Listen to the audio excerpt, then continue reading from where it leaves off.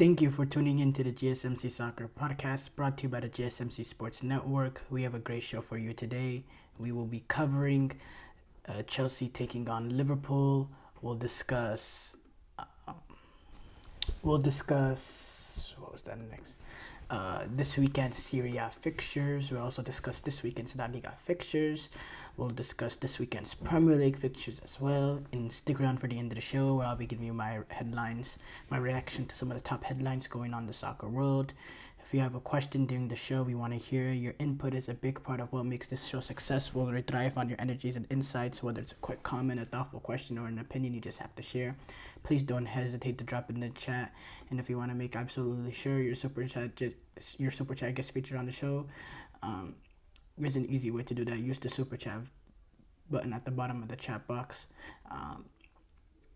This guarantees that your super chat gets on the air, and it's also a fantastic way to support our channel. We rely on your support to keep bringing you the sports content you love, and we appreciate every bit of it. So go ahead, let us know what you're thinking. Hit that super chat button, and let's keep the show as interactive and exciting as possible. And if you prefer, you can always go to the GSMCpodcast.net to tip, donate, or leave a comment or question there.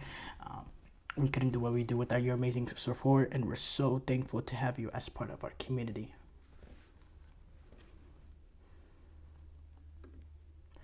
We have to start off with Chelsea taking on Liverpool.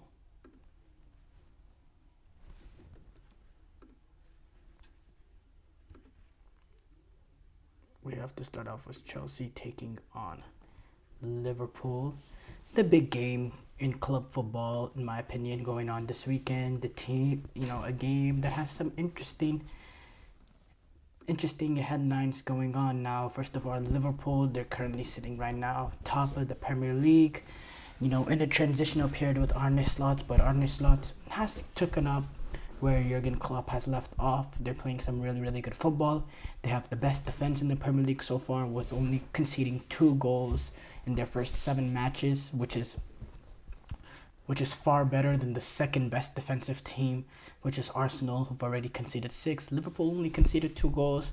The only game that they dropped was against Nottingham Forest away.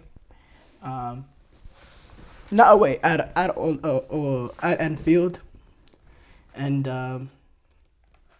But we know Anfield, especially in these big games when they're taking on the big oppositions like Chelsea, is when Anfield really, the atmosphere takes it up to the next level. It's the European nights, and it's the games against the Man United, it's the Chelseas, the cities. Is when Anfield is really electric and really at its highest, and I believe that the atmosphere will play a factor with this game being played at Anfield. And we know Liverpool and the really, really good start that they've had and how good of a team they are overall. Thing with Chelsea is this is a Chelsea team also with the new manager and a little bit of transition, but I started off really, really well in the first 7 games, only losing one of their first 7, sitting with 14 points, currently finding themselves 4th. This is a Chelsea team that's really struggled in the past few years in terms of getting results. So far, and yes, since they played City in that opening game, it hasn't been the strongest opposition, but Chelsea are starting to develop some consistency. We see a pattern of how they want to go about it. They're moving the ball a whole lot quicker. They're getting to the ball, the attackers quickly. They're playing one-touch passes. They're getting in behind. They're taking advantage of the space when the space is provided to take advantage of. And there's an element of them being much more clinical. Nonu Madueke, we see the end product from him improving. Nicholas Jackson is getting on the score sheet, and Kunku's making an impact on the bench. We know the talent that this Chelsea team have. This is a Chelsea team that has players like Nkunku, Pedro Neto, João Felix coming off the bench, and then we have Cole Palmer, who's been one of the best players in the Premier League the last 2 seasons, currently sitting right now 2nd in goals, tied with Embo, with 6, only behind Erling Haaland, who's almost a superhuman. 10 goals already. That's just insane. 10 Premier League goals already. That's just insane. But we know Chelsea's a new team, but Chelsea have not really been tested since that opening day against City. haven't had the harshest of competition. Liverpool will be a test playing this game at Anfield. It is an opportunity where it could be a reality check for Chelsea, because Liverpool, it has that quality, has that ability on the counter. They can really take advantage of space and transition. If Chelsea show their vulnerabilities playing out of the back, if they turn it over a few times, Liverpool have the quality and the attack to take advantage of those opportunities. If Chelsea, if Chelsea are in a position where they might concede a few opportunities, Robert Sanchez, is he going to be that sort of goalkeeper that can keep Chelsea into the game? I don't think so. So Chelsea do have their vulnerabilities. That defense is something that Chelsea can get at. That's not a strong back four. That's not a strong back four plus the goalkeeper. That whole unit in the back for Chelsea doesn't have the most cohesion. It's not the most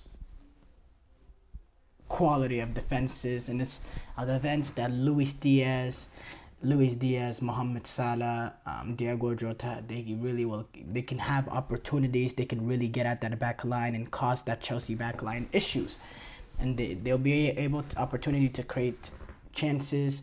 There'll be gaps that they can take advantage of. There'll be potential turnovers as well, with Chelsea trying to play out. There is some vulnerability still with this Chelsea team that is in a little bit of a transition. But Chelsea also have the quality in transition as well to take advantage of Liverpool.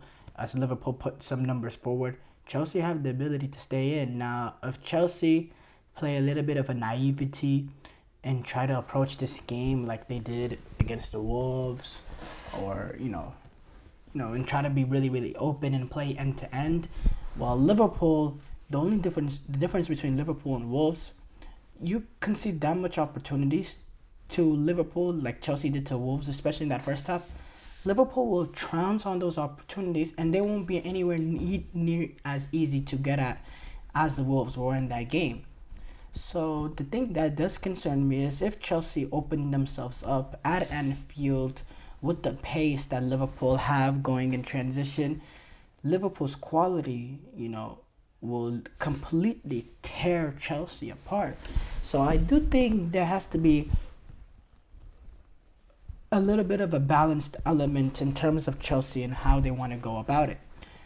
You have to pick and choose your moments that you push numbers forwards, and you cannot leave yourself as open and concede the amount of opportunities that Chelsea have conceded, against Brighton, against the Wolves.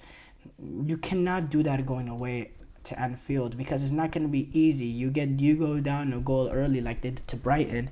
It's a much different challenge going a goal down against Liverpool at Anfield than going a goal down against Brighton at home. That's two different universes, and you don't want to put yourself in a position where you get the crowd into it early. Anfield is ruckus throughout the entire game. You're chasing a goal. You're having to leave yourself open up, and then if you leave yourself open, and then you have the quality and the pace of Salah, Jota, and Luis Diaz to defend on the counter, with the Chelsea backline that doesn't have the most cohesion as in general. It's it's something that Chelsea can host up, can get torn up. So there has to be a balanced element. As far as Liverpool, take advantage of when the space comes. Realize the qualities of the players that you're going up against. The Cole Palmers, they have that ability. Don't leave yourself too open as well, because we've seen Chelsea have taken advantage of space when it's been provided to them so far this season. But I think overall, Liverpool, they have a good blueprint for success. Now, there's going to be a lot to play for in this game. Obviously, it's early on in the Premier League, so it's never like that big of a stakes when it's this early. But still, Liverpool, they want to keep themselves top of the table. Chelsea, they want to, put themselves firm in that race into the top four. They want to announce themselves as a serious contender. Because right now, we're at a point right now where we're thinking, Chelsea, they have a chance. Maybe they could compete for that top four. They go into Anfield, and if they can win this game against the Liverpool team sitting top of the league, they are firmly established themselves as legit contenders of being into the top four. And also, when you get this sort of result early for a team like Chelsea that are new to this, this is a very inexperienced Chelsea team, and there's not much players in this team that's even played Champions League football. At least at Chelsea. This is a sort of win that can give you that swagger and belief going forward. Yeah, we belong in this. We belong in this top four race. We believe in ourselves. We believe that we can compete and we can reach the Champions League. It's something that this team could rally upon. Getting this win early, it's something that can totally shift the mentality of the club, and it's a huge morale boost earlier in this season. Because this team is inexperienced, and morale boost could be a big thing. And Chelsea, it's been a very long time since they beat Liverpool. They haven't beat Liverpool since 2021 in the Premier League. So this is a huge opportunity for Chelsea. A huge opportunity for Chelsea. I think the inexperienced aspect of this game makes it a little bit, and the fact that it's at Anfield, it's a good test. It's a good test, and it's something that I'm very happy it's coming right now, because I want to see, is this team up for it at this level. Speaking of team news, Enzo Maresca did confirm that Reece James is returned to full training on Monday, and he's going to be available to play at Anfield. He has not played at all this season since he suffered a hamstring injury in preseason. Only thing, and then Marco Correa and Wesley Fofana, they'll miss this game because of suspensions. They both got 50 yellow cards of the season against Nottingham Forest before the international break, which is, they're both important defenders, so that puts us in an even more vulnerable position. Thing with and then Alisson, he's not going to be available. He was ruled out of 6 weeks with a hamstring injury shortly before the international break. So it's going to be Keller who's going to play in between the sticks. But we know Keller, he has that ability to step up for Liverpool. So yeah, short break here coming up. When we come back, we'll discuss this weekend's Serie A fixtures. I feel like I'm losing my mind. Is everybody in the world blind? Please, Lord, give me a sign, a sign. I feel like I'm losing my mind. Is everybody in the world blind? Please, Lord, give me a sign, a sign. I wanna be the greatest. Everybody on the fake shit. I look around and feel like everybody is the fakest. I make this every day and I'm impatient, hoping one day I blow up from the basement. Statement, the top is so vacant. I don't hear shit that I think is amazing. Waiting for my day when I'm playing sold out shows for 1,000 faces. Hey, give me that crown, get in my way and to be put down. It ain't your place, all this my town. If I want that shit, then I'll get it right now. I'm losing it, the noose it fits, some losing shit, a stupid myth. You choose to live or choose to dip, you choose to fight or lose your grip and lose a gift. I feel like I'm losing my mind. Is everybody in the world blind? Please, Lord, give me a sign, a sign. I feel like I'm losing my mind. Is everybody in the world blind?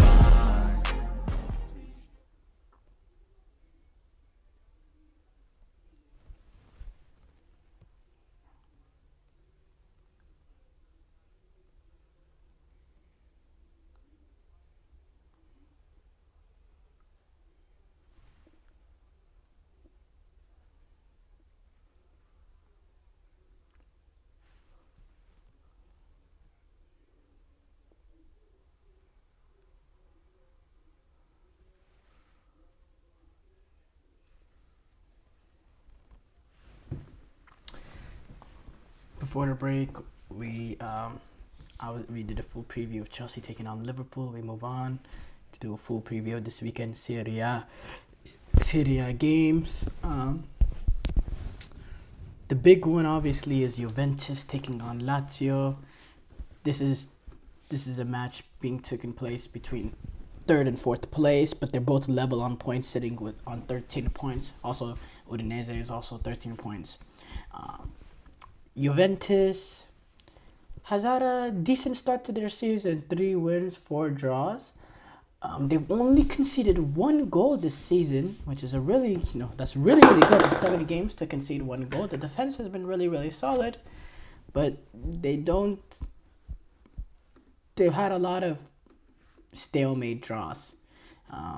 They've dropped points in 4 games. They've had a lot of 0-0s against Napoli, against Empoli, against Juventus. So goal scoring has been an issue. They do lack that dynamism in the attack. Vlahovic, Yildiz, Nico Gonzalez. They're solid players, but they don't have game changers in the attack. Vlahovic is a player with huge potential, but I don't know. There's a little bit. I thought he would be able to take that next level, and this is a Juventus team, obviously in transition, being managed by Thiago Motta, who's a manager, in my opinion. Not in my opinion, but it's just the truth that he's been able to get the best out of his players. What he did at Bologna, getting them at the top 4. Juventus, they're still unbeaten through 7 games. Lazio's been playing some really good football as well. Both teams only being separated by a goal differential. It's expected. We know, this is going to be tense. Both teams have some talented players and 2 managers, in my opinion, 2 really good managers. I already spoke about Thiago Motta. Lazio being managed by Marco Baroni. I love the football that he plays. I think Lazio is a very good team to watch. I admire how they play. So I think this is going to be a good football game, good game to watch. Juventus, they've had to deal with injuries. That's really made it rough. They've gone through periods without Coupe Miners, Bremer, who got injured again recently, Nico Gonzalez, Weston McKennie, he's also suffered injury. But despite that, Juventus have had to maintain the really elite defense that's kept them up in the Serie A, and why they find themselves still sitting third despite a lot of the injuries that they've suffered. But again, Juventus have been able to lacked that cutting edge in attack as well, being able to unlock teams that bunker a little bit. So there's some room for improvement for Juventus. Thing is, Lazio's coming in on some good form. They lost, they had a unlucky defeat against Fiorentina, but since then they've won 4 straight games, and they've been able to play some good attack-minded football, and they play with such a tactically disciplined. They're a very good team to watch. I'm looking forward to this one. I think it's a really tight affair. I wouldn't know exactly who to favor in this one because, in my opinion, it's both teams have some quality. I will say though, this game being played in Turin at the Allianz Stadium, I think that will give slight advantage to Juventus, but it's really a pick'em game. Honestly, this is a pretty even game in my opinion, and I'm looking forward to see who gets on top there. Como take on Parma. Como, they've only played 2 home games so far this season, and they've gotten 4 points from those 2 games. Away from home, they've struggled. They've struggled away from home. So, and with these newly promoted teams, home form, and it's really, if you're one of these newly promoted teams and you're in a battle to stay up, you're really trying to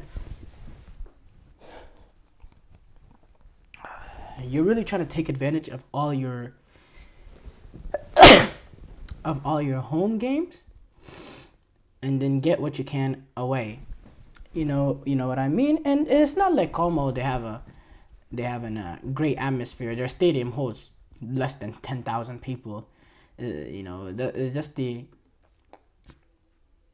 not the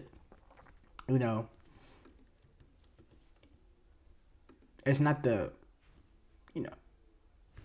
biggest stadium, but playing at home is still always an advantage, and you see that it's a really, really tiny stadium. But I think it also there's a element of being comfortable playing at your home ground that also plays a factor in this one. So I will say I do slightly favor Como in this one. Least take on Fiorentina.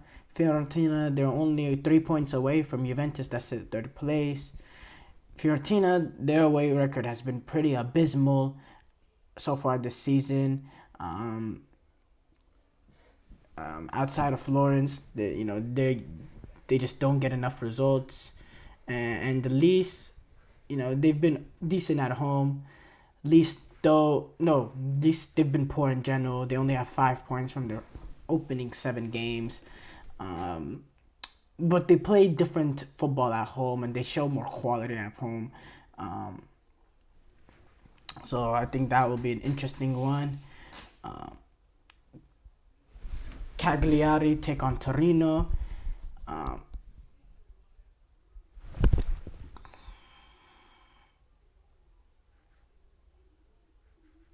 No, is that? Oh yeah, Cagliari take on Torino. I think that's gonna be an interesting one. Roma take on Inter Milan. I'm looking forward to this one. Roma, we know the turmoil that they went through this season, the sacking of Daniel De Rossi.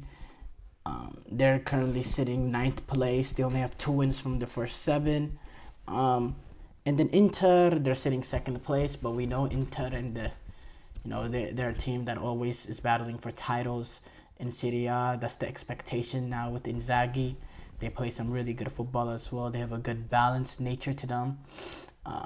We know the quality and depth Inter Milan has.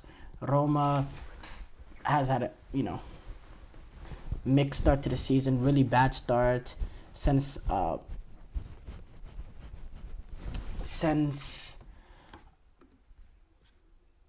Ivan Juric came in. It hasn't been great, but it's been a little better.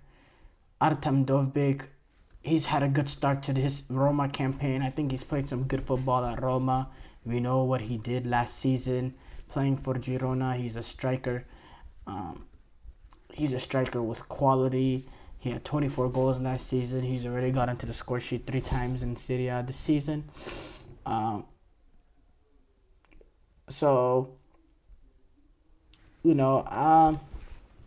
far as it goes, I definitely think Inter Milan are still the favorites, just based on all the quality that Inter Milan have, different ways they can attack you. They can take advantage with the pace of Lautaro Martinez, or they can play through Marcus Thuram, who's also a really, really good player. I think the midfield that Inter Milan can deploy, they have quality, they have depth all around. They defend well as a unit. So obviously I'm still going to favor Inter Milan over Roma as well in this game. As far as the rest of the games going on, you have Verona taking on Monza.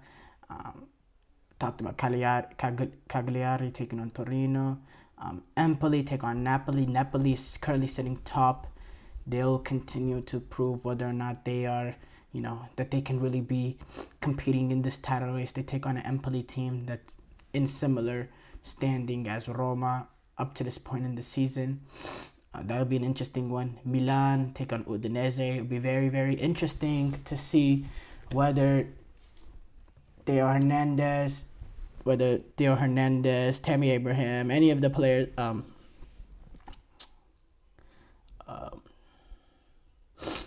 the center half thing. Tomori, if any of those players get sanctioned for the Pulisic penalty incident, I'll be interested to see that. With Milan taking on Udinese. Venezia also take on Atalanta, and then Genoa takes on Bologna. So a lot of interesting games coming up in Serie A. Short break here coming up. When we come back, we will do a full preview of this weekend's La Liga fixtures. Looking for your daily fix of sports talk without having to pay for it? GSMC Sports Network is available on YouTube. Just search GSMC Sports Network. Get your fix of daily sports talk shows on YouTube, absolutely free. NFL, college football, NBA, MLB, MMA, UFC, fantasy football, and so much more. GSMC Sports Network has shows running all day long, with new sports shows starting every 2 hours. Just like on your favorite cable sports channel, except GSMC Sports Network is absolutely free. Just search GSMC Sports Network on YouTube to catch one of your new favorite shows, like the GSMC College Football Podcast, Chip Shot Football Podcast, Hoops and Heels Women's Sports Podcast, GSMC Basketball Podcast, and so many more. Check it out for yourself. GSMC Sports Network, now available on YouTube absolutely free. Search GSMC Sports Network on YouTube right now.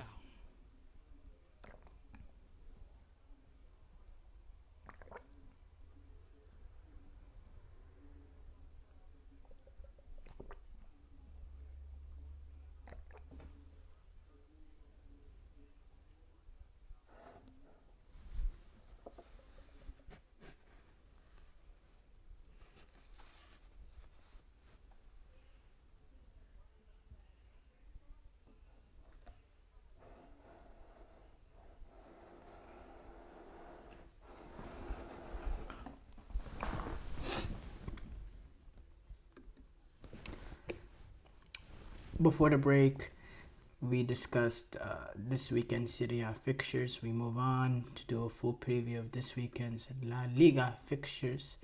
A lot of interesting games coming up in La Liga this season. This weekend, we start off though with the defending champions Real Madrid taking on Celta Vigo. Real Madrid, we know they're currently trying to chase down Barcelona. With Barcelona's a really good start to the season with 8 wins from their first 9. But Real Madrid, they've been up and down so far this season. They're currently sitting right now second in La Liga, 3 points adrift of Barcelona with 6 wins and 3 draws. Real Madrid, they've had some ups and downs, but Mbappe, despite him not playing for France, he's back and he was back and available beforehand, before the international break. But he'll be ready to go for Real Madrid. I believe Real Madrid is gonna go with Vinicius, Mbappe, Rodrigo, the same front three, Bellingham, Camavinga, Valverde will be the midfield 3, and then Ferland Mendy, Rudiger, Militao. No, if you remember now, Dani Carvajal, he tore his ACL, so it's looking like right now the right back is gonna be for Real Madrid is Lucas Vazquez, which makes you really understand why they're trying to go extremely for the likes of Trent Alexander-Arnold. It's a position fullback in general. Both fullback, they don't have much depth. Celta Vigo manager, he would outline a game plan to stop this unique Real Madrid team. He said they have a lot of individual talent physically and technically with a competitive level and mentality. That is what makes the difference. That means that when they are well, they crush you, and when they are not, they can hurt you anyway and win the game in one action. They are unique in the world, and that is why they have won so much, because of that mentality of being able to adapt to the context that there is. We don't want them to run us, not to take up large spaces. It will be important that they can't pass us too much. We have to get out of their first pressure and be able to dominate the game. Real Madrid are capable of doing anything. They have the resources to hurt you by dominating the ball or not, and are able to defend you at different heights with a number of variables that are very difficult to control. I know what I want to happen. What is going to happen is difficult to guess. I do have to say, him explaining Real Madrid, I don't think anyone has ever explained Real Madrid, especially this Real Madrid we've seen over the last few years or so, better than the statements that he has said, especially when he says they have a lot of individual talent physically and technically with a competitive level and a mentality that is what makes a difference. When they are well, they crush you. When they are not, they can hurt you anyway and win the game in one action. Everything he said is pure factual when he says they are unique in the world and they have won so much because of the mentality of being able to adapt to the context that there is. Again, 100% facts. We don't want them to run us, not to take up large spaces. It will be important that they can dominate, that they can't pass us too much. We have to get out of their first pressure and be able to dominate the game. And then when he says Real Madrid are capable of doing anything, they have the resources to hurt you by dominating the ball or not, and are able to defend you to different heights with a number of variables that are very difficult to control. I agree with that everything that he says. I agree with that 100%. That's the thing that makes Real Madrid so difficult, is that mentality. How many times in the Champions League, specifically against City, have they been thoroughly dominated in terms of possession, in terms of chances creation, but within a moment they're back into the game? It's the mentality. They're never out of it. They always believe, and they always have the quality to make that difference in one snap. And that's just the case, that's what Real Madrid can do. Now, Osasuna or Celta Vigo, they're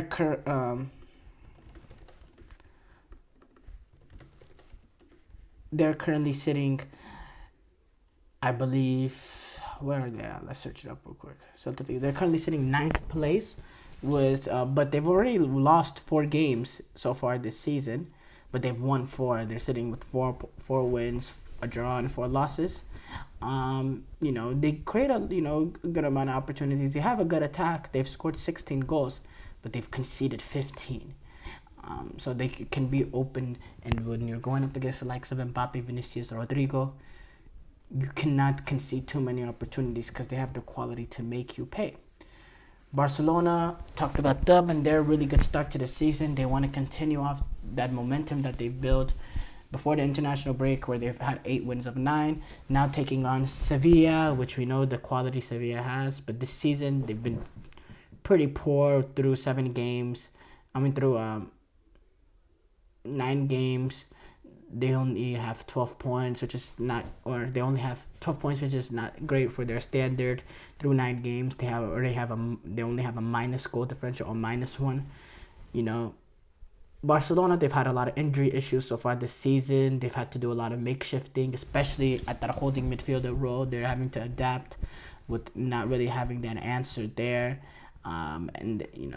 But 24 points so far this season is really, really good, and they're already 3 points clear of Real Madrid. They were 4 points clear, in fact, for a lot of the season as well. Barcelona, they did suffer that shock to Osasuna a few weeks ago with that 4-2 defeat, but then they responded really, really well by destroying Young Boys and then defeating Alaves. Lamine Yamal, what a player has he been? He's been absolutely brilliant. He's been a standout performer in world football for the last few months, really announcing his stage. Robert Lewandowski, he's been back to the player that we've seen, to his, pre-last season, to his even Bayern Munich days. I think Hansi Flick is really getting the best out of him.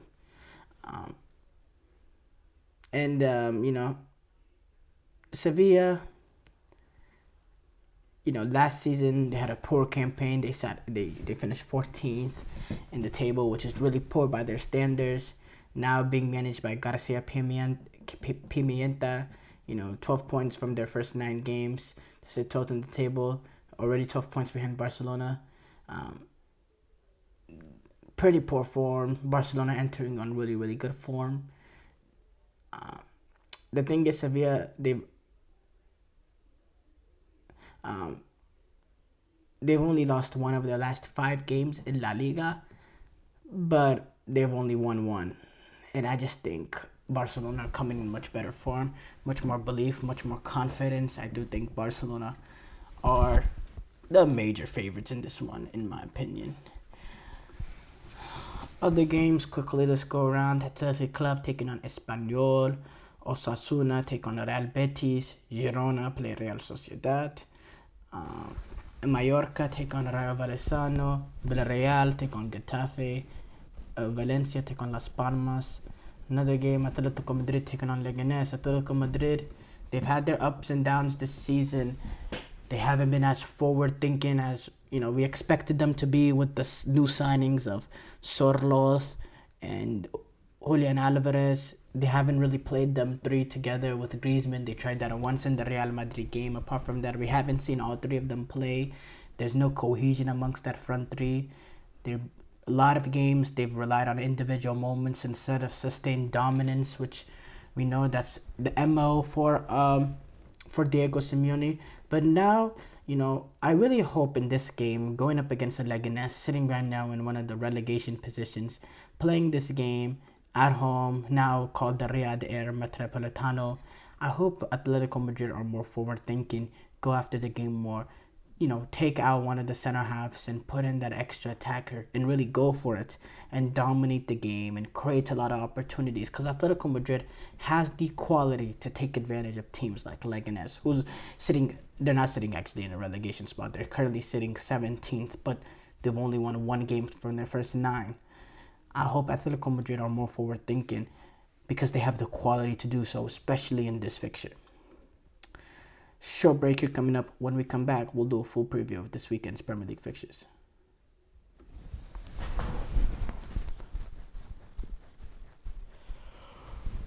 For the best and latest podcasts available anywhere, go to the podcast app on your cell phone and type in GSMC to access free content-rich podcasts on health and wellness, book reviews, sports, entertainment, relationships, social media, movies, technology, finance, and even weird news. Subscribe and download the GSMC Podcast Network's family of shows, available everywhere podcasts are found.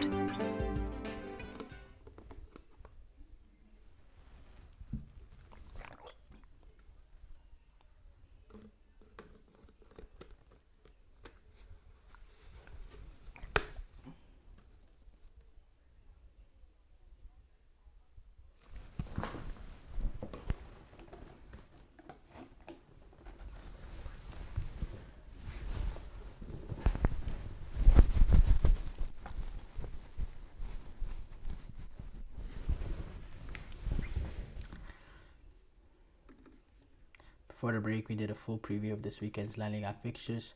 We move on to do a full preview of this weekend's Premier League fixtures. Obviously, we talked about Chelsea taking on Liverpool. We also did talk about Tottenham taking on West Ham. Yesterday with Postecoglou, I know whether or not he's stubborn or not. We know Tottenham. They just need to get back to their ways before the Brighton Tottenham game, and then we know the first few games of the season they struggled at that cutting edge. They need to create more. They're gonna have the chance and the space to take advantage of this West Ham team, and they will dominate the game. They just have the quality and the way that they play their football. They just dominate games, and they'll be able to dominate West Ham. They just need to be clinical, number one, and number two, they need to defend really, really well in terms of in counterattack moments that you can be vulnerable.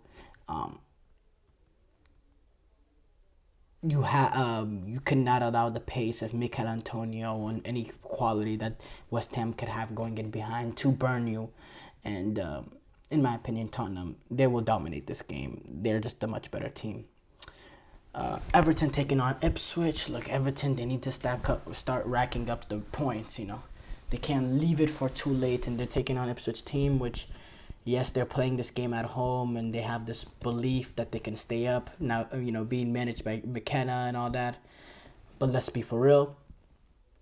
Everton, they need to get this result. There should be no if, and, or buts about it. Everton has to get this result. These are the sort of games, even going away. This is a direct competitor. Everton, they have 5 points from 7, which is really, really bad for them. We thought they'd be a lot higher up. Shondai, they need to get this result. and I expect them to. I think Everton is a better team than what the standings show us.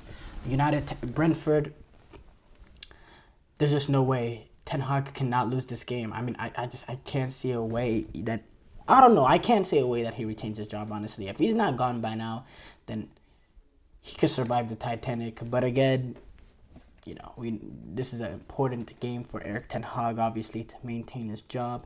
As far as Brentford, I know them being managed by Thomas Frank. He's always been able to get the best out of them. They will create opportunities. They'll be defensively really, really solid. They won't give up anything clear cut. It's just if they have a sustained period where they're controlling the game and they're getting what they want, can they take advantage? Can they get that a goal? Because if they don't take advantage, then United could go the other way, and United they have some quality that they can hurt Brentford. So that's a game to be interesting. That'll be interesting. United playing this game at Old Trafford, but it's not like Old Trafford is exactly a fortress and a difficult team to play against. We've seen plenty of teams go in and turn over United at Manchester United at Old Trafford. So Fulham taking on Villa. Fulham so far pretty decent start to their season, but I just think the quality that Villa has, not just in that starting 11, but with players off the bench like John Duran, who can immediately make an impact. Not only is he making an impact at Aston Villa, he's also scoring off the bench for Colombia. He can make a big impact.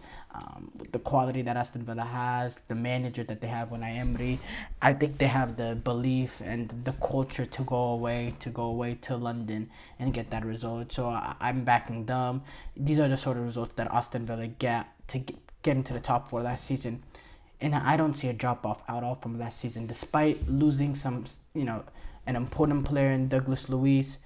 Don't see a major drop off in this team. I still think they play some really, really good football. And, they turned over Bayern Munich. They beat Bayern Munich in the Champions League. Shows that they're really, a really good team that's not to be messed with. Newcastle taking on Brighton. Really looking forward to that. Brighton, they've been pretty good so far this season, now being managed by Fabian Hürzeler. They've been really, really balanced. They have different ways that they can go about it. They're really good with the ball, without the ball. They can get numbers forward. They play a balanced approach. Newcastle, they've had a decent start to the season in terms of results. The performances have been pretty poor, I have to say. I expect more from Newcastle game in, game out. But Newcastle does have that quality. They have finished into the top 4. We'll see if they can get things together. I'm really looking forward to it because I really don't know which team is the one that dominate the game in terms of possession, in terms of chance created between these two teams. I think it'll be pretty tightly contested, and I really think it's a very, very even game, and it's going to be one of the more exciting games to watch at in this weekend, because I don't know who will really be the team that plays the more expansive football. I do think Newcastle, they had that bad result. They had that really, really poor result when they lost to Fulham. They responded by that with a draw against City, which was a really good point for them. Then they had that draw to Everton, which, yes, you're going away to Everton, but Everton has had a pretty bad start to this season, and Newcastle, they expect better than that. So their season has been okay. They've only lost 1 game, but the performance, they got dominated by Southampton. Yes, they played with 10 men against Tottenham. They scored 2 goals against the run of play, but really Tottenham dominated that game. 2 of their 3 wins, I thought the other team played the better football in general. But again, playing better football doesn't get you anywhere, or Tottenham would be sitting near the top of the league. But overall, I think Newcastle, they've been okay. I believe their other win was against Wolves, which Wolves have been very, very open this season, and not just Newcastle, but Chelsea have taken advantage of that. And that win came 2 goals late, the 75th and I think 82nd or something minute to get that win. It was 2 really, really late goals and a come from behind win for Newcastle. So yeah, I'm looking forward to this one. I think this is a good test, a good barometer for Newcastle. Southampton taking on Leicester City. these are two teams, two newly promoted teams, two teams that will be in and around that relegation battle. Southampton sitting 19th, Leicester sitting 15th.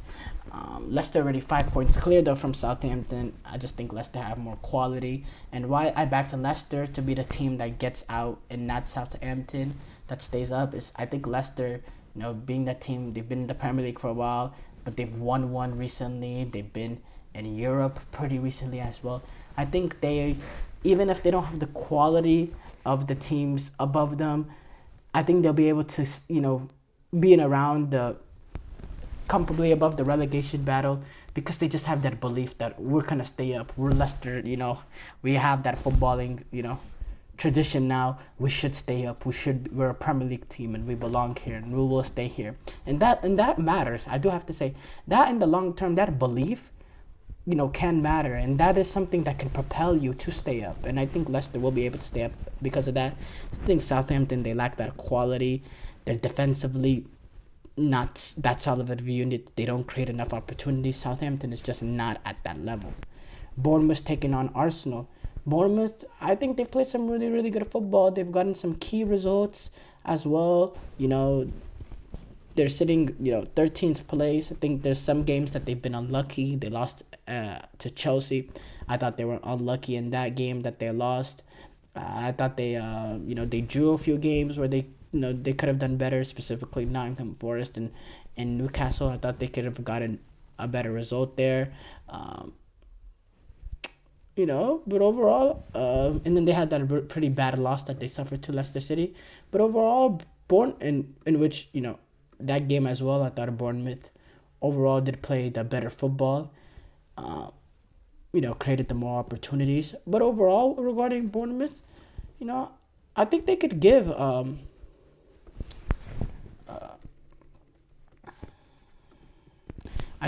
give Arsenal some issues here and there, the same way Southampton was able to give Arsenal issues, especially with this game being played at the Vitality Stadium. But overall, these are the sort of games that Arsenal have always taken care of, especially last season. They took care of any of these sort of games against lower opposition, and I fully expect Arsenal to continue to do that. I do think there's a little bit of an issue in terms of creativity there, but Arsenal, they're mentally in a really, really strong place now. I think they'll continue to, to stay in that, in that top of the title race. Nottingham Forest take on Crystal Palace. Interesting game all around. I think Nottingham Forest have had a really good start to their season. Crystal Palace, they're always in the same place, Right now they're sitting, where are they sitting right now? Right now they're sitting 18th. They haven't won a single game. They've only gotten 3 points with 3 draws. But I think they'll get themselves out. I think they've had a rough start with the season. They played some difficult opposition. They've already played United, Chelsea, Liverpool. Liverpool.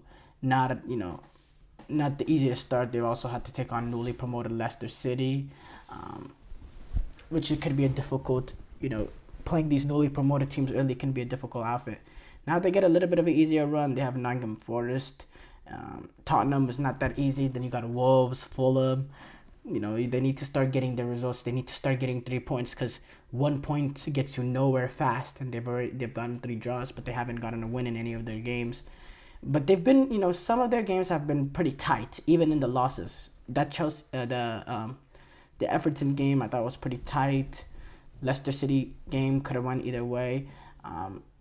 So it's important for them. But Nottingham Forest, I think they've done really well for themselves so far. They're sitting 10th. It's in a good position for them to be in after 7 games. They want to continue that momentum. City taking on Wolves. Look, Wolves, they've just been way too open this season, being managed now by Gary O'Neill. That's just been way too open and way too easy to be carved apart. And if they continue to play that open against City, man, City might get 100. I mean, they've been way too open. They've conceded 21 goals this season. They're just way too easy to play against. It's way too easy to create opportunities against them. They'll be able to create a few opportunities themselves, and they'll create opportunities for themselves, but they don't take advantage enough of the opportunities they create. And then defensively, they are extremely open. They push too many men forward.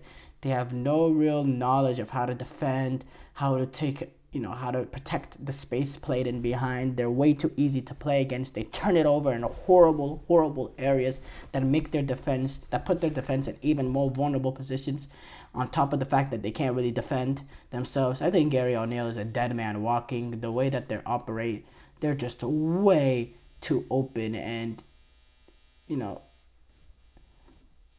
eventually,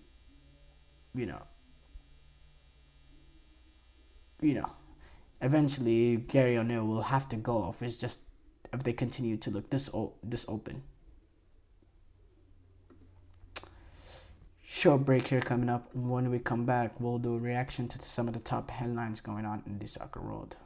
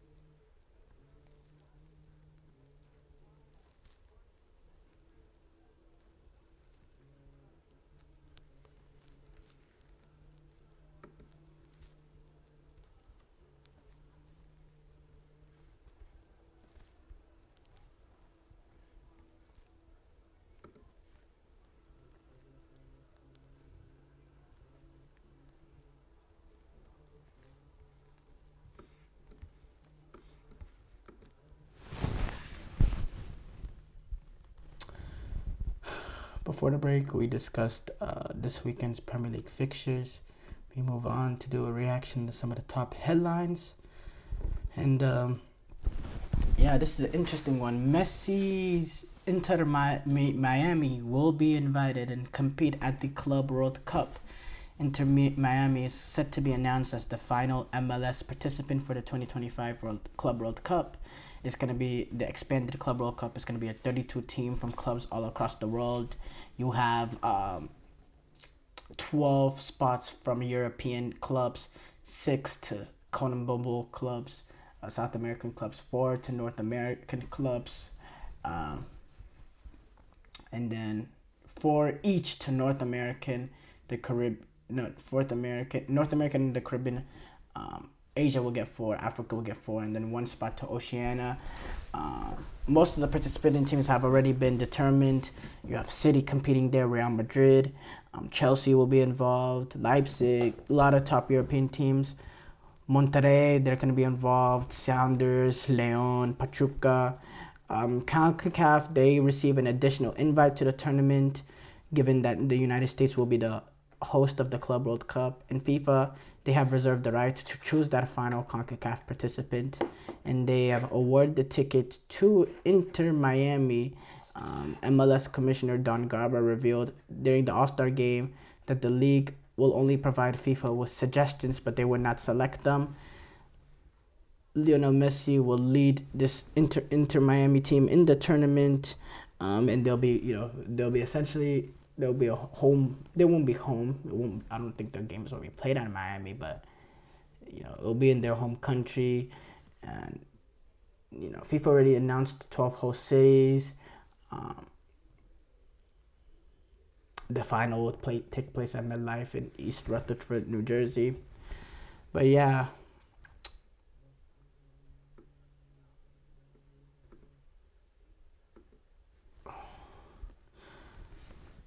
Ten Hag, he came out and said Ferguson's exit will impact Manchester United. Eric Ten Hag said that Sir Alex Ferguson's employment at United will impact the club.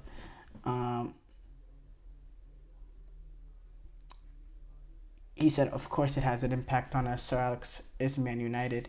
He built Man United to where the club is now. It impacts us. But on the other side, also, we know, and Sir Alex knows he wants to see a winning Man United. I'm sure he's available for every advice, and we'll need him definitely in the short term, as we did in the last 2.5 years I am here. At the moment, we can't match the standards he set, but still, we won trophies. Remember, 6 years before, the club didn't win trophies, so we are coming back, we are returning. But it's also obvious that we are not there, but it's very important. We need all the process right, and that we can construct a team, that we can line up the best players to construct the best teams.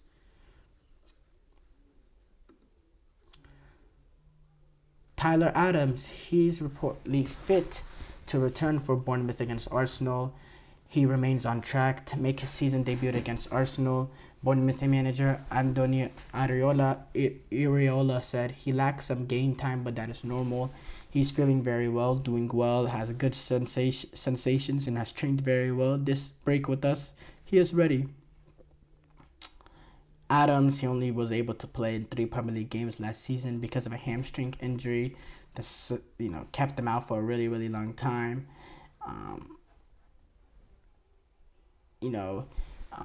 He was in and out of that Copa America as well with the injury. He played 1 full game for the U.S. During the Copa America, and it was that 1-0 loss to Uruguay, in which he was overdoing it. But then on July 1st, he had to get back surgery, and now he's finally back. Timothy Weah, he's also set to return this weekend. He also had to miss the USMNT's October friendlies, and he's only been able to make 4 appearances for Juventus so far this season with the ankle injury. But he's set to be fit to return for the game against Lazio. So that's good that some USMNT, national team players are able to get back to fitness. Jack Wilshere, Arsenal U18 coach, is set to depart to join Norwich City as one of the first team coaches. The championship club is in advanced talks with Arsenal that will allow him to move past being an under 18 manager and join and replace Narcís Pelach, who moved to Stoke City FC and became their manager, so that Jack Wilshere can take on the role and be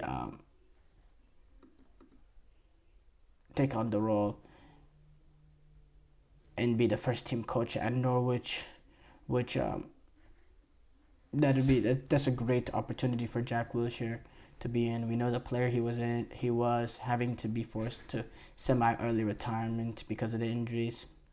So yeah, interesting comments coming from Pep Guardiola. He admits, he admitted his huge sadness over Begiristain leaving City and said, "A part of me is leaving." He continues to say, "A friend of mine, one of the architects to create one of the best teams ever in Barcelona and now here. A friend of mine, I know the decision for a long time. Personally, he will be missed, but for the confidence, for the trust, especially in the bad moments, because he made me incredibly balanced in my job. I am so energetic when the going is bad. I want to destroy everything. And all the time he said, 'See you tomorrow, take a coffee.'" Guardiola also, he refused to to be drawn on whether he's close to an exit or not, saying, I have to decide. I have not taken a decision. When I do, I will inform you. There is no news. I have nothing to add. My concern only is for Wolves. Thank you guys for tuning in to the GSMC Soccer Podcast presented by the GSMC Sports Network. Your support means a lot to us, so please remember to subscribe to the show and leave a positive review. It really does make a difference. We also invite you to follow us on Facebook, Twitter, TikTok, and Instagram for more content and updates. So thank you once again and have a wonderful, wonderful day.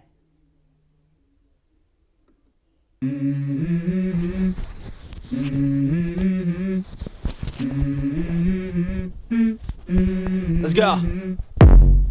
I wake up to a little bit of drool.